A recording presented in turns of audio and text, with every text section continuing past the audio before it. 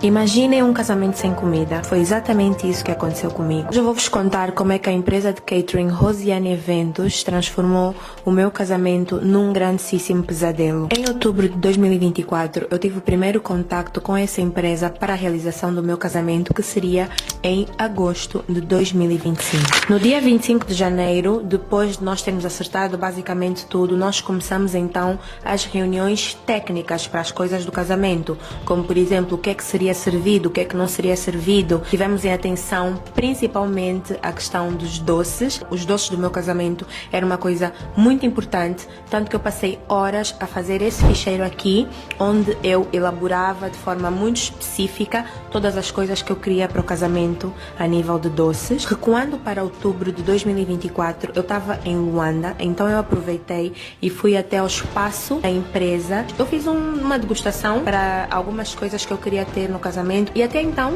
continuava tudo bem. Uma nota: eu não posso falar exatamente o nome das pessoas envolvidas e algumas fotos e vídeos que eu não posso mostrar por questões jurídicas que neste momento estão a decorrer. Ficou acordado então que no final seria feito pela empresa Rosiane Eventos todo o catering, o buffet do evento, que incluía doces, salgados, as comidas todas do evento, e nós também contratamos à parte pela mesma empresa o rodízio. Eu confesso que ao longo do tempo, desde a contratação até o incidente, nós fomos vendo N red flags, só que nós basicamente ignoramos todos eles, e depois, quando aconteceu o que aconteceu, nós ficamos a pensar e a refletir que se calhar ao primeiro indício de que a empresa podia ter falhado connosco, nós devíamos ter cancelado tudo e ter encontrado uma solução melhor do que termos deixado chegar até o ponto em que chegou. Passando então para o dia do evento, eu estava no hotel a me preparar lá para as 10 da manhã, se eu não me engano, um bocadinho antes de eu começar a fazer a minha maquilhagem e o meu cabelo. Eu falei com a responsável da empresa. Ela disse que já estavam a fazer os preparativos, que também já estava quase tudo pronto. Ok. Depois, por volta das 14 horas, eu recebo uma chamada da minha assessora, que era a Cláudia, do Caminho para o Altar. E a Cláudia diz-me que, infelizmente, eles estavam a ter problemas a conseguir falar com a empresa do buffet, que estavam-lhes a responder mal, que não estavam a responder as mensagens. Depois ela manda-me uma fotografia e mostra-me as cubas, e eram cubas douradas, e ela sabia que eu tinha pedido de forma bem explícita que eu queria cubas prateadas. Então aí é quando eu ligo para a empresa de buffet pela segunda vez. Eu volto a ligar para ela e neste momento ela diz-me que estava doente e que estava no hospital. Atendeu-me já com uma voz meio assim: alô, eu estou um pouquinho mal, estou no hospital, já vi essa situação, estou a falar com a minha equipa, eu já vi que mandaram as cubas erradas, já vou tentar resolver. Nesse momento eu fiquei super triste, super sentida. Para ela descansar, a equipa dela ia tomar conta de tudo e ia tudo correr bem. Mal sabia eu que vinha pela frente. Depois dessa segunda chamada, eu acho que foi a última vez que eu consegui falar com ela. Ninguém mais conseguiu falar com ela até depois de tudo aquilo que aconteceu. Eu vou para o casamento. Depois do casamento, eu e o noivo estávamos a caminho da festa. E nós, a caminho da festa, o carro dos nossos padrinhos começou a abrandar. Estávamos ali a fazer o cortejo. Nós, no momento, achamos aquilo, não sei o que é que se passa. Se calhar é só para demorarmos mais tempo, aproveitarmos mais o cortejo. Tranquilo. Nós chegamos ao evento e a assessoria nos disse para nós permanecermos no carro. Nós pensamos, por acaso, que aquilo estava a ser um atraso da decoração. Passados uns 45 minutos que nós estávamos no carro, eu disse: acabou essa estadia no carro, vamos subir e vamos ver como é que estão as coisas. Mas sempre a nos enrolarem para nós não sairmos do carro. Mas nós tínhamos as fotografias que nós tínhamos de fazer no salão vazio antes dos nossos convidados entrarem então para a festa. Subimos, começamos a tirar as nossas fotografias e eu não sei o que é que me deu. Eu decido ir para a área do buffet, ir ver o buffet e ver como é que estava a decoração do buffet, como é que estava a mesa, essa mesa que eu vou deixar aqui, que eu pedi, dos doces. Eu viro para ir ver o buffet. Antes disso, quando nós entramos por acaso, as nossas mães olharam para nós com uma cara de susto quando nós entramos.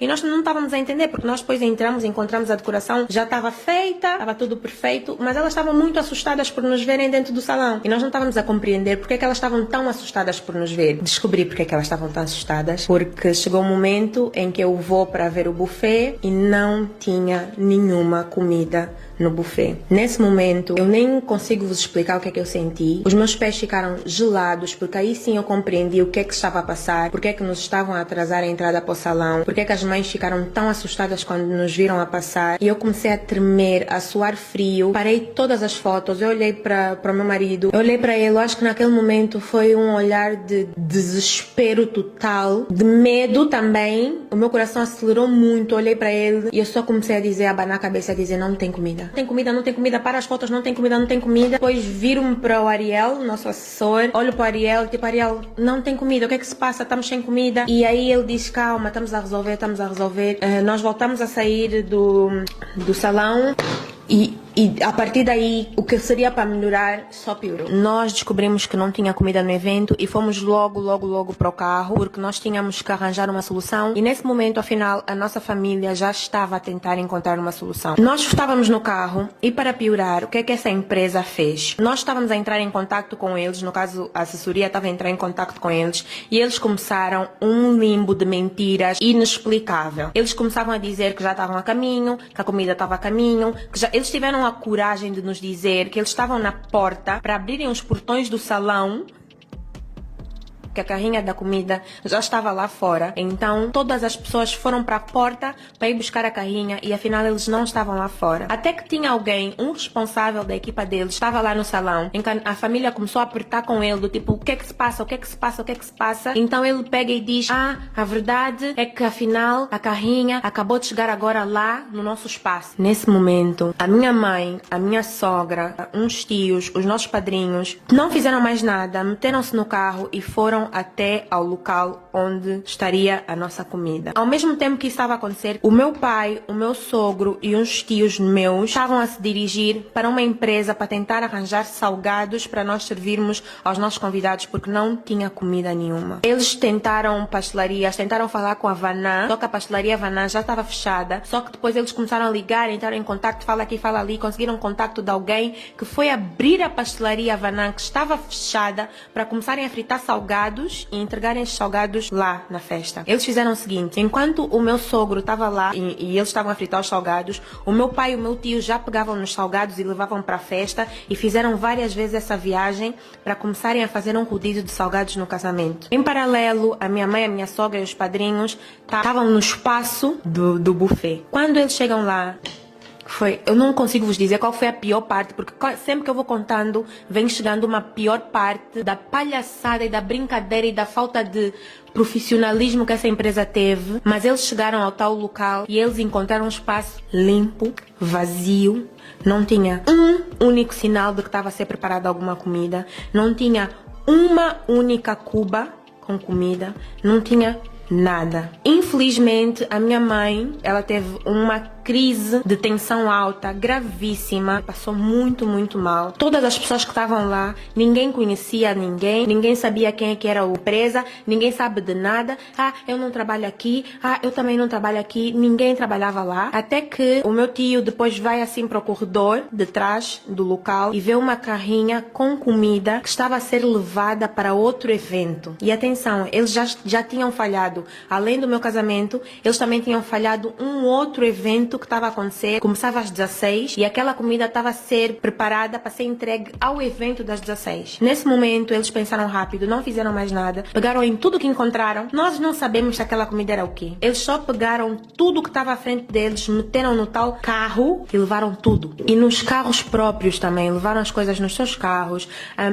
O meu padrinho com o bolo no colo, a minha sogra com o bolo no colo, os bolos a sujarem a roupa do meu padrinho. Infelizmente, a minha mãe, ela teve uma crise de tensão alta, gravíssima. Passou muito mal. Imagina o que é as nossas mães estarem prontas para o casamento dos seus filhos e terem de ir a um local buscar a comida porque o evento está sem comida. Eles tiveram depois que passar numa farmácia, comprar medicamentos para a minha mãe da tensão alta. Nesse momento, nós ainda estávamos no carro. Nós ficamos 2 horas no carro à espera de alguma solução e chegou um momento em que eu comecei a ter crise de ansiedade muito forte, comecei a passar mal, tava com uma fobia, tava com falta de ar, eu tenho asma crônica, então tava com medo de ter um ataque de asma muito grande. O meu marido também tava muito mal, então nós simplesmente dissemos ao motorista do carro para nos tirar dali, o senhor saiu do salão, começou a conduzir e como o salão era muito perto da casa do meu sogro, nós pedimos para ele nos levar para casa. Foi um pesadelo, porque imaginem, nós os dois dois vestidos de noivos lá em casa, fomos para o quarto dele em puro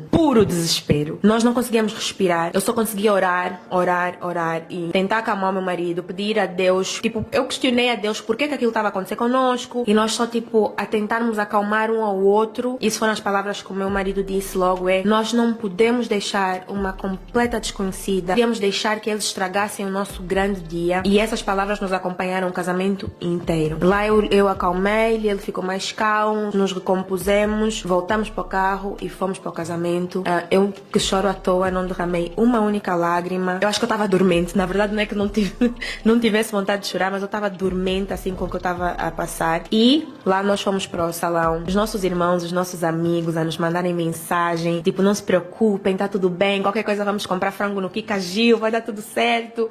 Nós tivemos assim um teste de fé, de apoio, família, Deus, muito grande nesse dia. E chegou o momento de nós então entrarmos para o salão. Eu estava muito mal, muito triste. Nesse momento, meu marido é que estava melhor e começou a me dizer, calma, vai correr tudo bem. E aí nós entramos para o salão. Por coincidência ou não, a música que nós entramos no salão é God Is, do Kanye West. É um louvor muito bom. E aquilo me deixou muito emotiva. Eu comecei a chorar quando eu entrei para o salão. Os nossos amigos, nossos irmãos, a família estava toda tipo a gritar, tipo, porque eles sabiam o que é que nós estávamos a passar. Alguns sabiam o que é que nós estávamos a passar. Muitos não, estão a saber a partir desse vídeo só agora. A minha garganta estava fechada. Então nós fomos para a mesa, sentamos-nos para jantar e nós os dois não conseguimos comer. Nós não comemos nada, né? O casamento inteiro. Nós só comemos por volta das 5 da manhã um bocado de carne das assessoras, do Ariel. Eu nem tenho palavras para falar do Ariel. Eles estavam assim em cima de nós, a Lia. Elas estavam tipo em cima de mim o tempo inteiro para eu não cair e não desabar. E depois nós conseguimos tentar ficar um bocadinho melhor e começa a outra parte do pesadelo. É muito... Sim. Eu tô a rir de nervoso, porque as pessoas começaram a comer e aí vem a outra parte do pesadelo. Nós chegamos ao salão, as madrinhas foram fazer uma vistoria daquilo que veio e era um pesadelo. Nós não tínhamos nenhum doce, nós não tínhamos nenhum salgado daquilo que nós pedimos, nós não tínhamos nenhuma comida que nós pedimos. As coisas que vieram erradas, tivemos arroz cru, tivemos comida estragada. Tinha algumas cubas que tiveram que ser retiradas porque estavam estragadas, comidas sem sal, comidas, em suma, comidas extremamente mal feitas. E para piorar, lembram-se lá na parte 1, quando eu falei sobre o rodízio que nós contratamos também com eles? Pois é, o rodízio não veio. Também, né? Quase nada veio. Então a minha sogra teve que pedir alguém para ir até o local deles buscar o rodízio. E o rodízio veio com 2 tipos de carne, eu nem sei, tipo, com carnes erradas. Horrível, horrível. Horrível. Depois disso, quando terminou o casamento e que nós começamos realmente a família, né, a falar sobre o que tinha acontecido, é que nós recebemos outra bomba. A bomba da dimensão do problema, de tudo o que tinha acontecido, de tudo o que tinha falhado. Nós, até então, até o fim da festa, nós não sabíamos sobre os salgados dos pais, nós não sabíamos sobre vários detalhezinhos e depois eles nos contaram realmente tudo o que tinham experienciado, como é que tinha sido o dia.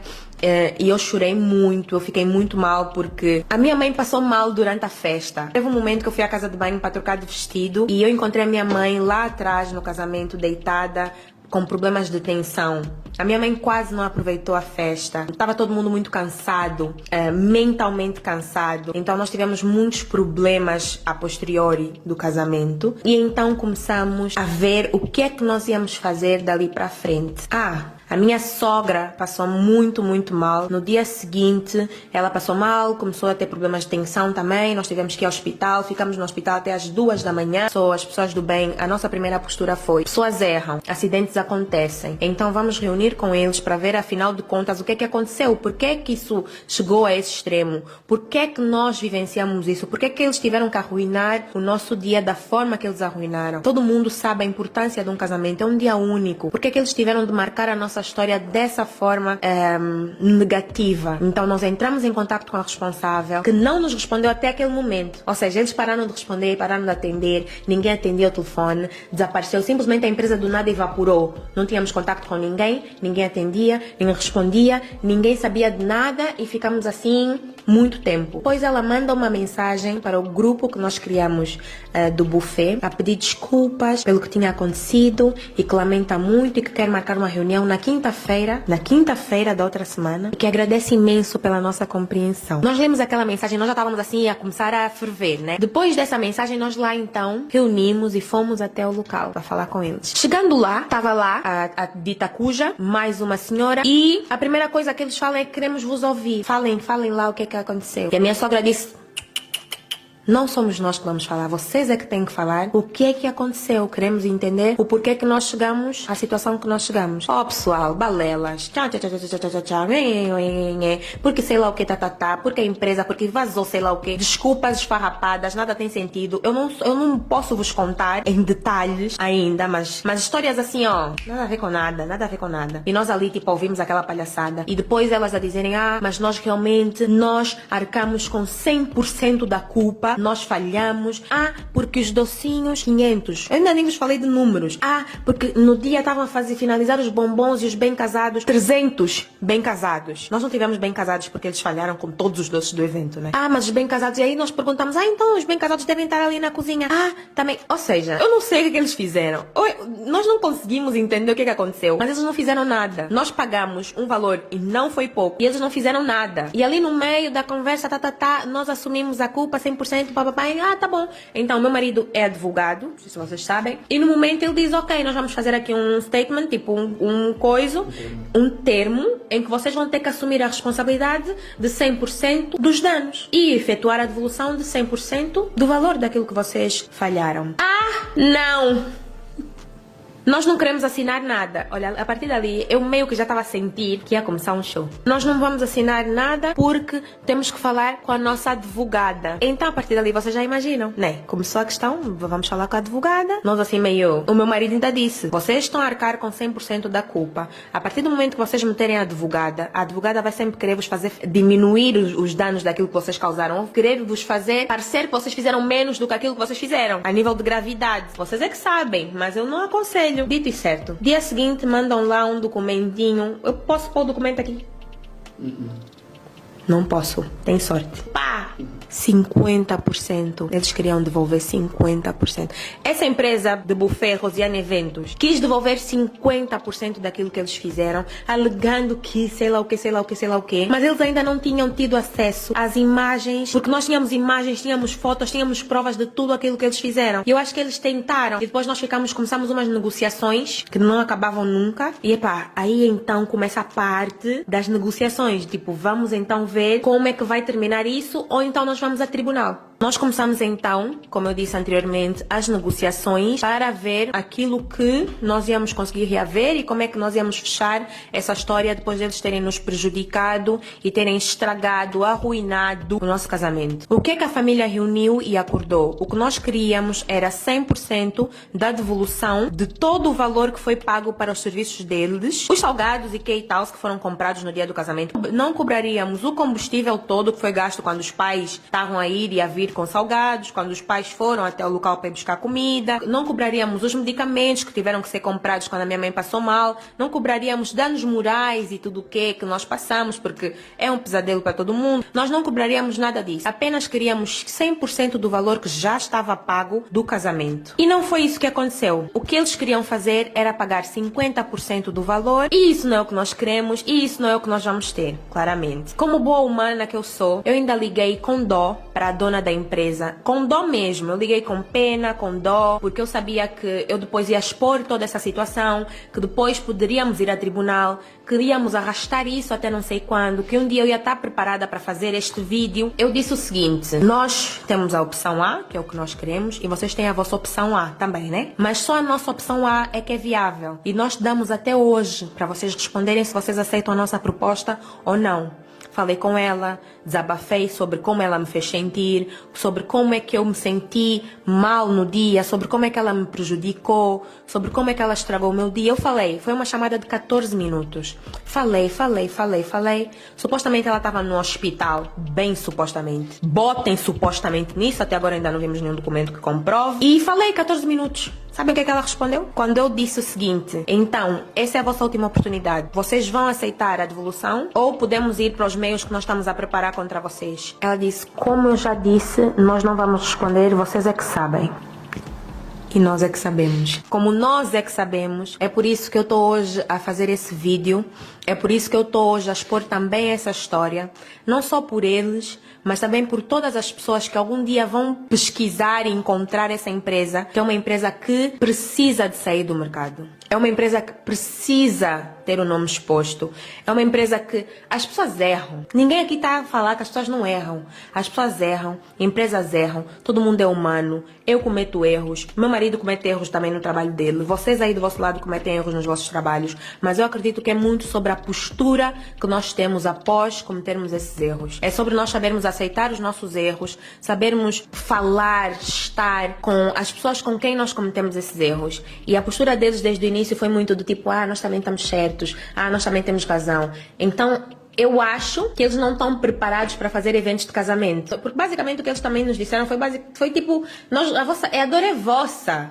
Sabem? Vocês que lidem. No dia seguinte ao que aconteceu, a empresa publicou um story. Este aqui, eu tenho uma foto. A empresa publicou um story a dizer que a agenda está aberta. Enquanto eu estava no hotel, na minha lua de mel, a chorar por tudo o que aconteceu. Então essa empresa é uma empresa que não merece continuar aberta. É uma empresa que as portas têm que fechar. Porque como aconteceu comigo, e eu espero do fundo do meu coração que não volte a acontecer com outra noiva, pelo menos não com essa empresa, porque eu estou a fazer o meu papel hoje aqui, de dar a minha cara a tapa, porque não é fácil eu estar aqui a vos contar tudo aquilo que aconteceu no meu casamento. Eu estou a me expor, mas eu me estou a expor para que vocês, outras noivas, tenham cuidado com as empresas que vocês contratam, vejam bem os contratos que vocês fazem, sejam mais atentas, mais cautelosas, para vocês não terem de passar por aquilo que eu, o meu marido e a minha família passou no casamento. Nós vivemos pesadelos naquele dia, no dia seguinte, e estamos a viver até hoje, porque toda a situação vai a tribunal e nós vamos começar um processo enorme, que não vai acabar agora. Mas eu confio um pouco, sei lá. Mas eu tenho fé que alguma lei, não vou dizer qual, mas alguma lei há de funcionar e alguma justiça há de ser feita, seja lá qual ela for. Portanto, é isso e aguardem os próximos capítulos se houver. Tchau.